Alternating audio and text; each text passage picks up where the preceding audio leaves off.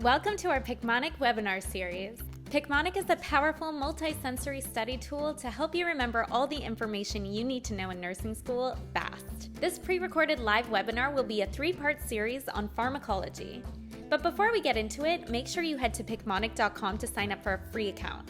That way you can reference the Picmonics that are talked about in the lecture and continue to use Picmonics to memorize all the topics through to the NCLEX. Now, let's join Dr. Wyatt as he teaches us about pharmacology. Today we're going to talk about pharmacology and really just knowing your endings. This webinar is going to be in 3 parts. Part 1, Part 2, Part 3. That means 3 parts. And we're going to kind of talk about different sections in each part. The first part's really kind of how to get started and go over the high yield, like hypertensive drugs. The next part, second part, is antibiotics. And the third part really is just kind of a hodgepodge of other drugs kind of mixed in there. So let's go ahead and get started. Excuse me. First off, my name's Kendall Wyatt. I am the Picmonic's content director, so I manage all the content for everything. I started out as a paramedic, went to nursing school, then went to med school, just finished up. But that's enough about me. You don't need to know about my stuff. Picmonic takes everything you need to know in nursing school and turns it into fun images. So nursing school, med school, PA school, basically anything medicine. So if you had a bipolar disorder, you could remember it with something like this bipolar bear, which is really handy. We cover lots of different topics for all the things you need to know. So first off, when we talk about this topic today, it's kind of what are we going to do? We're going to talk about medication endings and some antihypertensives in part 1. And like I said, part 2 is antibiotics. Part 3 is just going to be some, other medications kind of in hodgepodge. And of course, as always, I always have my little magic cup here. 1, because my mouth gets dry. 2, because I make 3 cents every time I shove that off. So whenever you do pharmacology, it's really important not to really drive the home, but it's a lot of memorization. There's tons of medications, so many things to remember, and I can tell you can maximize what you're learning just by learning the drug endings, and that's really what we're going to talk about today. All of the images and everything you see in our presentation today are all included on Picmonic's website. You can sign up for a free account at picmonic.com, and there's some links down below. So we're going to talk about, there's so many different medications. We're going to talk about how to identify drug endings and memorize those. And then what you really want to know are just memorizing really key points. You don't need to, at least at the nursing level, to master every single tiny little detail. And you don't need to focus on the big things, like does this medication cause nausea or vomiting? Well, almost every medication can cause nausea, or upset stomach, or GI distress, or diarrhea, constipation.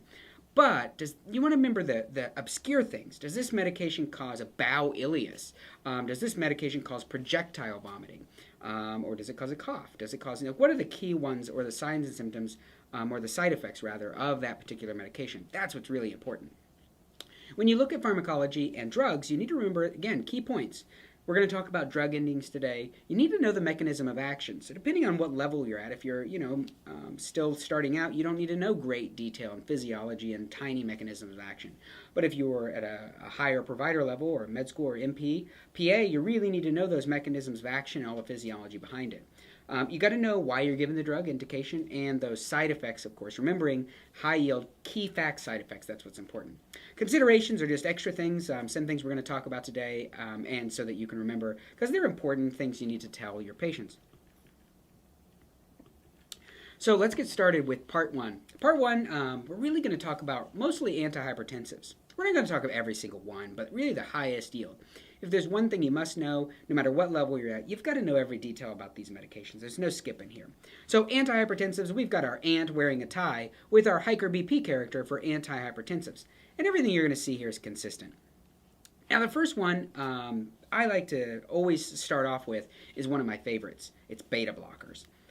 Beta blockers, as soon as I say beta blockers, you should say beta blockers. You should say beta fish, right? And we've got here our character, which is a blue beta fish.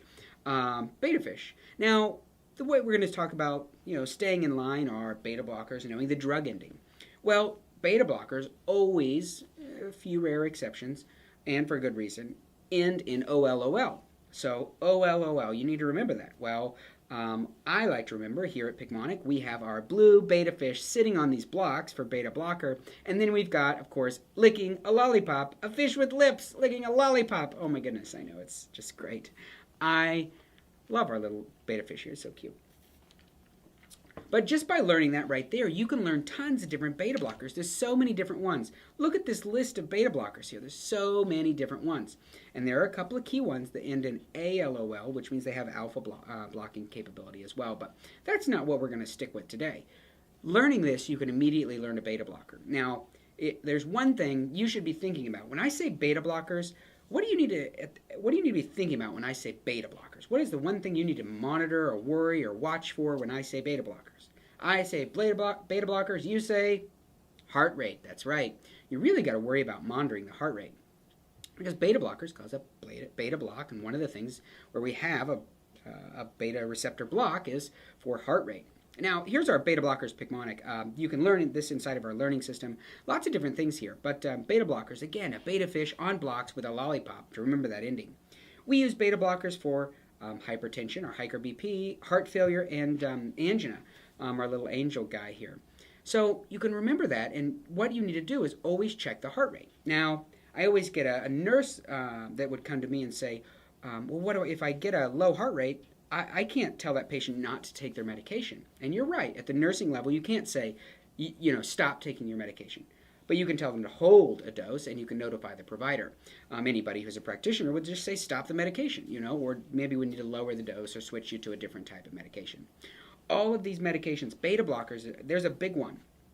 What do we need to monitor for or what do we need to be worried about with a patient who's on beta blockers? Well, we need to be worried about the fact that heart rate, number one, but also be worried about the fact that beta blockers can mask the signs of hypoglycemia. So we've got our little masked hippo glue bottle right here inside of Picmonic, just a little cute little nugget right there. And what are those signs and symptoms? Well, beta blockers block beta receptors, and when they block beta receptors, they prevent the release of epinephrine. And that prevention of epinephrine, when you get a low blood sugar, your body throws out a bunch of epinephrine, and when it throws out that epinephrine, it causes those systemic symptoms. What are they? Well, that's going to have a little bit of tachycardia, which is beta blocker blocks. You're going to have a little bit of sweating, a little bit of diaphoresis, and you're not going to get those symptoms without that epinephrine because of the beta blocker. So it masks those signs of hypoglycemia. You need to remember. Also important not to give a beta blocker to a patient with a heart block. We've got our heart whip blocks here wrapped in caution tape, or for asthma because it can cause bronchoconstriction. Just important points. All of the drugs, almost every drug really, you never really want to stop them cold turkey, and all these ones we're going to talk about, you'd want to taper them down or switch them to another medication. But in general, it's a bad idea to stop any medication right away. But there's a couple that you need to remember to taper as well, like steroids. So let's get started with the next one that I like, and that's ACE inhibitors. ACE inhibitors, angiotensin converting enzyme inhibitors. Now, if you don't understand the renin-angiotensin system, well, I'm sorry. No, I'm just kidding. You can go check out our other webinar. We got one on renal, or lots of Picmonics on renal, tons of different things to help you learn all those and all the drugs. But we're just going to talk about ACE inhibitors first. ACE inhibitors. Now, ACE, angiotensin converting enzyme, is in the lung, right? That's right. Angiotensin converting enzyme inhibitors prevent the conversion of angiotensin 1 to angiotensin 2. So when I say ACE inhibitors, here we've got our wonderful little character, our ACE card with inhibiting chains, and we've got what? Well, we've got our little pearls, because ACE inhibitors end in pril. That's right. So ACE inhibitors end in pril. So we've got the fun little pearls here with our ACE card with inhibiting chains. Little ACE card, just got the little chain there. Poor little thing. Anyway, so ACE inhibitors, you need to remember pril, P-R-I-L. So you're going to learn lots of different ACE inhibitors just by memorizing the drug ending. But if I say ACE inhibitors, the first thing that should roll out of your mouth is, what side effect do we have to watch for right away? It should be at the tip of your tongue. You should be spitting it out. Cough, that's right. Cough, a dry cough. ACE inhibitors, because of the inhibiting ACE, it also inhibits bradykinin. And bradykinin basically causes a decrease of secretions, or a decrease It allows for irritation, basically, in the throat and can cause this dry cough. That's a number one reason we'd need to look for. It's a very high-yield question, and we'd want to switch them to another type of medication. So, a really common thing is that a patient who has on an ACE inhibitor, if they get that dry cough, we're going to switch them to another medication. But before we do that, let's take a look at our ACE inhibitor Picmonic. So you can take a look here. Here's our ACE card. Again, our little Renin Wrench character and our raspberries for renin-angiotensin system. But what are the other side effects of ACE inhibitors? Well, anytime you give an ACE inhibitor, an antihypertensive, you worry about the opposite effect of what you're giving it for. So you may have hypotension or hypo-BP. There's that coughing coffee pot right there with his dry mouth to help you remember cough for ACE inhibitors with pearls on the table for Prill. Other things we see are hyperkalemia, our hiker banana character, and sometimes we'll see angioedema, but not so common with ACE inhibitors. Other thing we're going to see with ACE inhibitors is a first dose effect. So very first dose. So here we've got our slow turtle standing, sort of slow position changes, because you get that first dose effect where, you may have a little bit of syncope on rising. So you want to tell them to raise up real slow. The next medication type after ACE inhibitors, if you had an ACE inhibitor and you needed to switch, you're going to get switched to an ARB, or an angiotensin receptor blocker, or angiotensin 2 receptor blocker. That's why we call them ARBs. It's such a mouthful, so many words. So ARBs are another type of medication, and you need to remember those by what drug ending? Well, sartan, losartan, candesartan, valsartan, omelsartan, or whatever other sartans they make. There's so many. They're going to make some new sartans tomorrow, and you're just going to have to remember that one too, right? No, you're going to be able to just remember the drug ending. I don't know of any other sartans that aren't angiotensin receptor blockers. So easy to remember. And you can remember this with this crazy image here of our angiotensin receptor blocker here, angel 22 wearing receptor. I got my mouth is so tongue-tied today. But this angel playing tennis with her little receptor blocks, and she's wearing a tutu, so for angiotensin 2 receptor blocker. But most importantly, you can remember this little Spartan character that he's playing with to help you remember sartans, and that's what's really going to help you. So you can remember those endings. Now, when I say angiotensin receptor blockers, or ARBs, what's the thing you need to worry about? That side effect on the tip of your tongue. Well, the first one, the big one we see a lot, is really just remembering angioedema. So angioedema, possible with ACE inhibitors, yes, but very possible with angiotensin receptor blockers. And here we've got our little angel edamame with lips. See that edamame little thing right there? Just so cute and big old. Why are we doing that? Well, because that's usually where you see angioedema. You usually see it in the lips. It's usually swelling in the lips, and you end up with the. That's right. You're not going to forget that, right? I know. Oh, yeah, I know. Just play it back and watch it again and again. I don't mind. Anyway, that's what you worry about, angioedema, that swelling and, dilation of the face, a medical emergency for sure. Of course, other things, we worry about a lot of these types of medications because we don't want to use them in pregnancy, or they're cautioned in pregnancy for sure. Definitely a second-line medication. Or renal artery stenosis. Here we've got a little our little stone kidney vessel character for renal artery stenosis. Now, the next medication type I want to talk about, another type or class of medications, are calcium channel blockers. I love calcium channel blockers because I just love this cute little cow. But anyway, calcium channel blockers, there's several different types. I'm going to talk about those in a sec. But calcium channel blockers, as far as an antihypertensive, you need to remember are the dipines. Nifedipine, amlodipine, nifedipine. That's right. You need to remember those right there. Now, with those, you can remember the dipines, calcium channel blockers, and you can remember that this little cow character, right? Our calcium calcified cow with these little blocks, and of course they're dipping their little chips. So dipines, you can help remember. So the big thing to know with these is that when we talk about calcium channel blockers, especially if you're super smart, you would say, oh, well, that's not the only type of calcium channel blocker. And I'd say, oh, well, that means you're right. You're so smart. Ooh.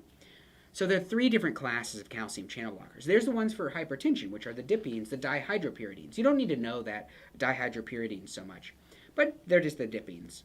The other ones are the phenylalkylamines. The phenylalkylamines are verapamil. That's another one you've probably heard of. And the benzothiazepines, which is diltiazem. Now, why is there 3 different classes? Well, the easiest way to remember is that the dipines are for hypertension, and those are definitely vasoselective. Whereas verapamil and diltiazem are cardioselective and vaso. They work on cardiac and the vessels, but mostly cardioselective. So they're going to work on the heart. So why do we use diltiazem? Oh, I just don't know. I just can't remember. I've got this diltaser and this V-wrapper in this image. I just don't know why we use it. Well, that's why we have Picmonics, because they help you remember everything. Diltiazem is a cardioselective calcium channel blocker. When we block calcium channels, we stop excitability. We slow it down. We calm it down. Calm down, calcium. You don't need to get so excited. Getting all those channels excited. So we usually see diltiazem used in atrial fibrillation for rate control. Verapamil we see sometimes used in the same type of way. And of course the dihydropyridines, the dipines we use for blood pressure. I'm just so tongue-tied today. Probably because I'm talking so fast, but luckily you can just play it over again. Anyway, here's our calcium channel blockers, Picmonic. So we've got our diltaser and our V-wrapper up here at the top with this calcified cals blocked. Now, when I say amlodipine, nifedipine, and I talk about one of those calcium channel blockers, what's the number one side effect you should be looking for, especially no matter what level you're at? You should be looking for this common side effect. And what is it? Oh my goodness, I don't know. Hypotension? No, that's not the one I'm going to be trying to give you. That's the easy answer. If I'm giving you a medication for blood pressure, obviously a side effect is low blood pressure.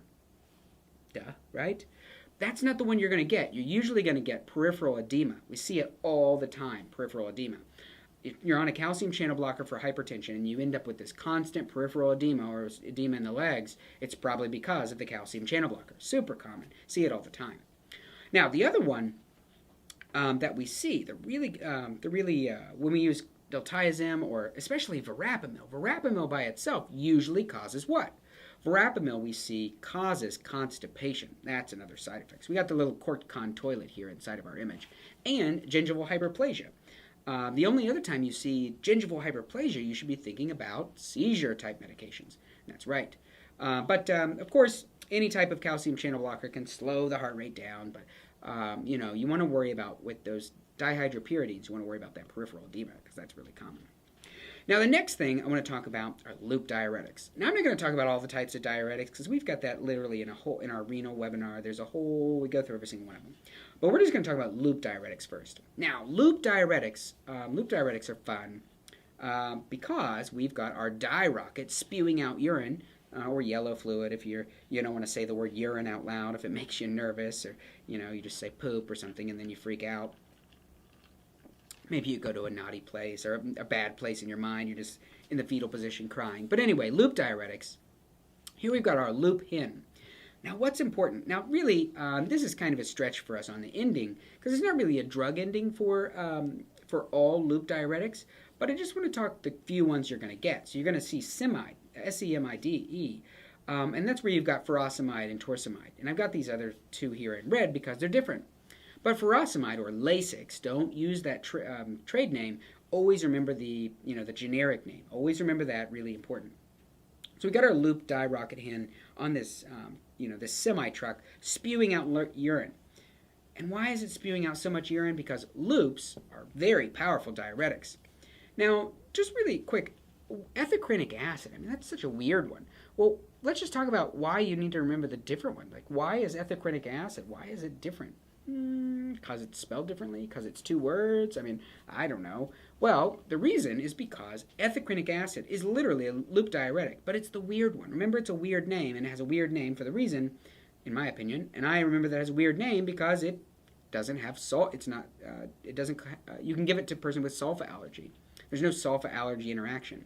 Whereas loop diuretics, you can't give to a patient who has a sulfa allergy. Really common question we see. So here's our loop diuretic Picmonics. Now, I'm not going to go through each of the details, but there's a couple really important points when we talk about giving loop diuretics. The first off are that when we give any diuretic, it basically makes you pee a lot, right? You're urinating more. Now, when you're urinating more, you're losing more things. Now, I always love loops lose everything. And when I say loops lose everything, I mean you're peeing out all those electrolytes, you're peeing out everything. And what's that little old volatile, scaredy electrolyte that just gets so scared and gets all out of whack every single time? Which one is it? Ooh, a scaredy electrolyte. I don't know. Potassium. And I always just like to remember potassium. Potassium's in bananas. Bananas go so bad so quick. You know a weirdo that doesn't like to eat a brown banana. Actually, I do. It's Marley. She works here at Picmonic with me, and she loves brown bananas. What a freak. Who wants to eat brown bananas? Oh, you can send them here to the Picmonic office, and Marley will eat them if you get some brown bananas. Fine. Anyway, with that, little volatile electrolyte. And with that, you pee out extra potassium. We see it with loops. But loops lose everything. Remember that. Loops lose everything. So you're going to pee out potassium first. It's going to be the first one you're going to pee out because it's just scaredy electrolyte. Then you're going to see loops losing calcium. That's really, really important.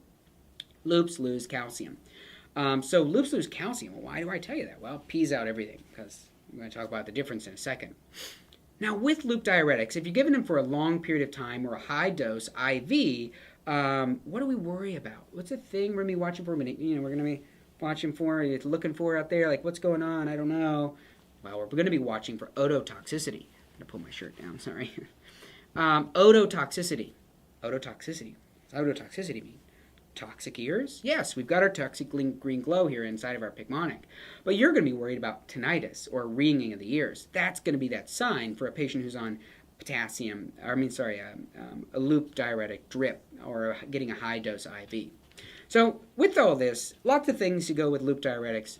What's the big thing we're going to worry about next? What's the next type of diuretic we want to talk about? Well, that's going to be thiazide diuretics. Now, we're going to talk about thiazide diuretics at the second, but remember that thiazide diuretics are different because they don't lose calcium. That's why if you remember that, loops lose everything, loops lose calcium. So you have hypocalcemia, whereas a thiazide diuretic, no change. So that's it for part 1. We're really just moving straight on to part 2. It's no different for me, but if you're switching videos, you need to switch over to part 2.